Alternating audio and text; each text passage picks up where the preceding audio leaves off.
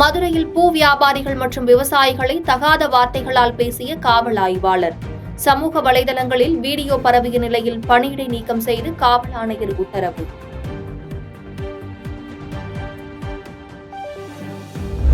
வங்கதேசத்தில் முகமது யூனுஸ் தலைமையில் பதவியேற்றது இடைக்கால அரசு. பெண்கள் மாணவ அமைப்பினரை உள்ளடக்கிய 16 பேர் கொண்ட ஆலோசனை குழுவும் அமைப்பு. அதிபர் தேர்தலில் போட்டியிடும் கமலா ஹாரிஸுடன் கூடுதல் நேரடி விவாதங்களில் பங்கேற்க ட்ரம்ப் விருப்பம். அமெரிக்காவுடனான அண்டை நாடுகளின் நட்புறவு குறைந்துவிட்டதாக குற்றச்சாட்டு.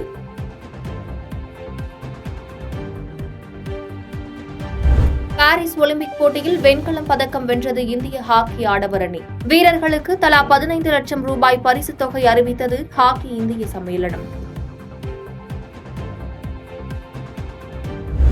இந்திய ஹாக்கி அணி வீரர்களுக்கு மகிழ்ச்சி பொங்க தொலைபேசியில் வாழ்த்து தெரிவித்தார் பிரதமர் மோடி. ரசிகர்களுக்கு தொடர் ஆதரவு அளியுங்கள், அடுத்த முறை மேலும் சிறப்பாக செயல்படுவோம் என கேப்டன் ஹர்மன்பிரீத் சிங் உறுதி.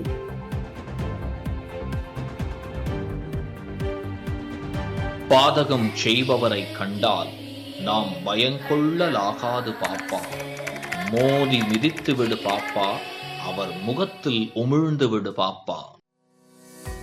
அண்மை செய்திகளை உடனுக்குடன் தெரிந்து கொள்ள இணைந்திருங்கள் இயம்நாடு தொலைக்காட்சியுடன்.